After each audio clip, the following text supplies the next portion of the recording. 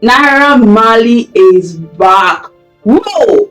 This show just got more interesting. Really, really. What amazes me is the fact that he went to his IG page to say, I am back to Nigeria. You guys can bring it on now. No, I shouldn't be laughing. But really, Nigerians are beginning to wonder that he has a lot of boldness. Tonto Dike went to his page actually to say this guy is behaving like someone who has political backing.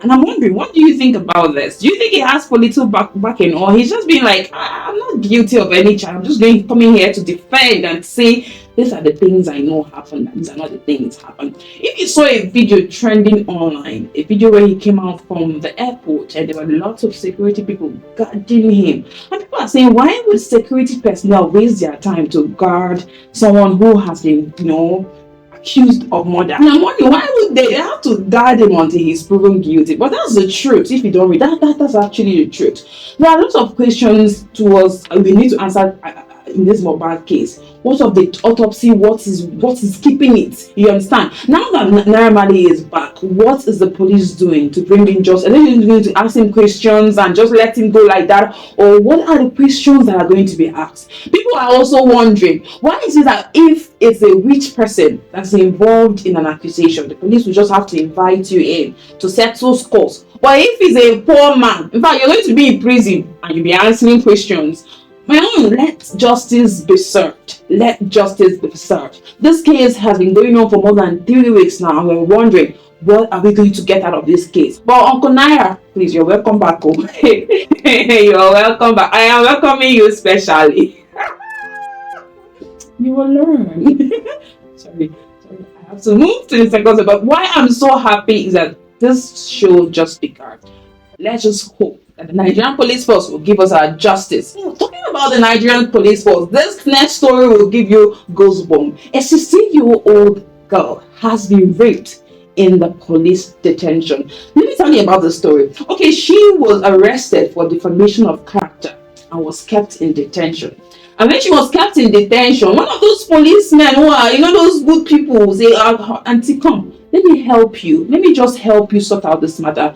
Took this girl to his office and raped this girl.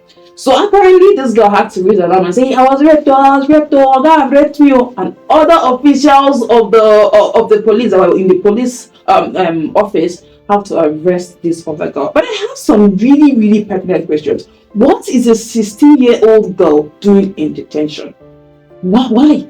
What is it, this 16-year-old girl? Why was she even arrested in the first place? And first of all, and slept there probably, and now was raped. But I have to give it to the police officers. I have to give it to the police. It's very, very rare for you to be in police custody and you raise an alarm and say, I was raped, and you will be heard. So this girl was heard in the first place, but he had to be heard. There are two things that are involved. Is either they caught them in the act, because if you're just saying I was raped without evidence, I don't think they will believe you. But I'm just thinking, I'm not saying this is what happened, I'm just thinking that they were actually caught in the act, or they caught the guy, because you cannot be in police custody and you be accusing another police and they will hear you. But I'm just wondering, what is the next punishment for this guy? You cannot say it. Okay, I didn't finish the story. So this guy was arrested, the police guy was arrested and was disqualified or whatever, removed of his rank and dismissed.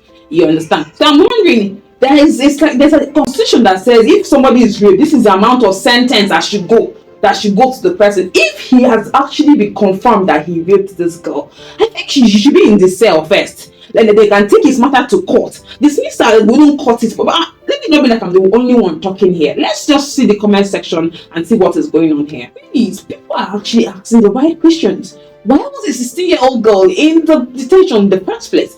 And secondly, dismissal is not enough. There's a constitution in Nigeria that works against rape.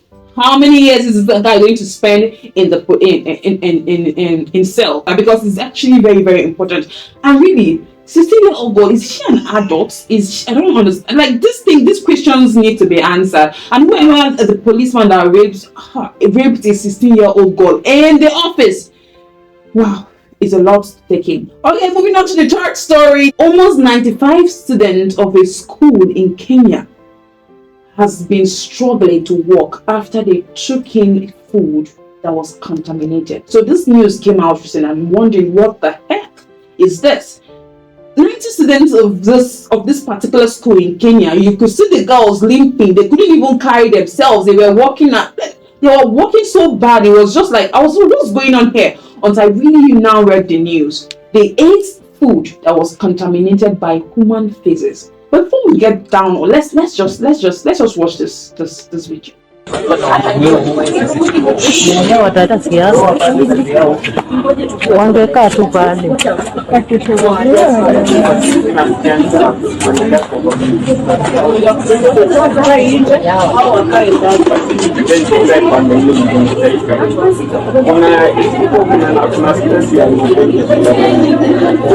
Like, really, this is appalling. They cannot walk. Is it like they can't walk? They are limping. They are zombies, and it's really, really bad. So they went to the hospital, took 90 of them or 95 of them to the hospital, and investigations with tests were carried out. They realized that the food they ate was contaminated with human feces, like, human waste. Hey, this is not even cutting it at all.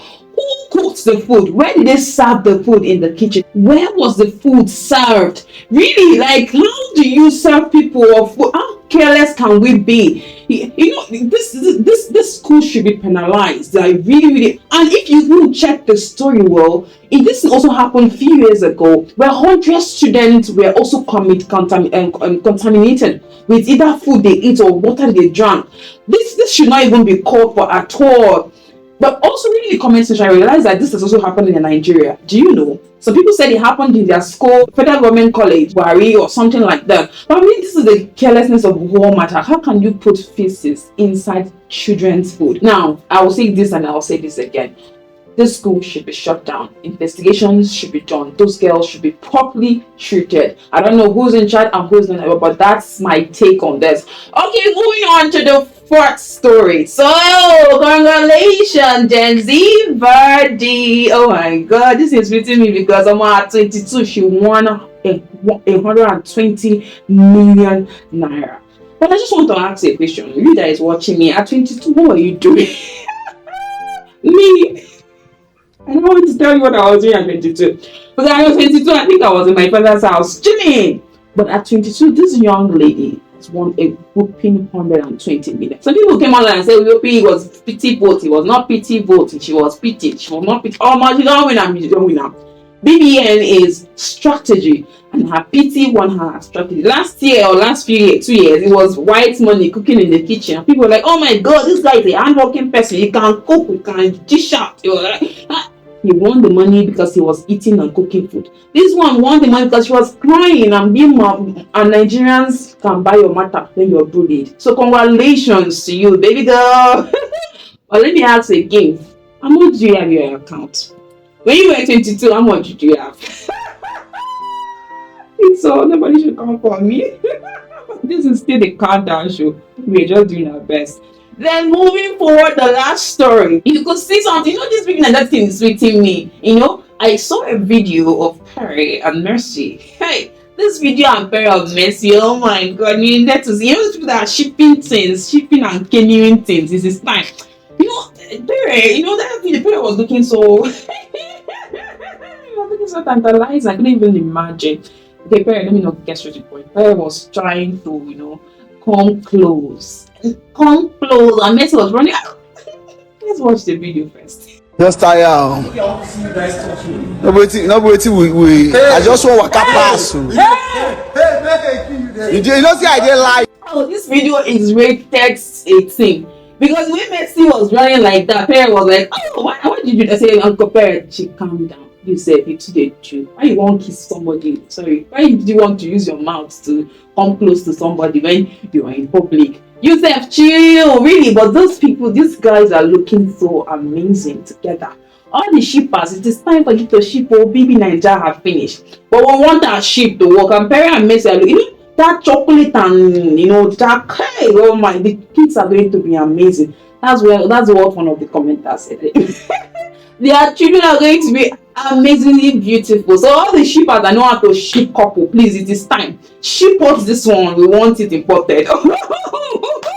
We want it imported. So really, we've come right at the end of today's show, and I know you had so much fun. Please follow us on all our social media platforms, 7TV Nigeria on our Instagram, 7FM_TV on our YouTube, and you will have so much fun. Like I said, this is the Countdown Show. My name is Ola, and I got you covered any day, anytime. I give you the breakdown of the news in the lightest form. I'll see you next week.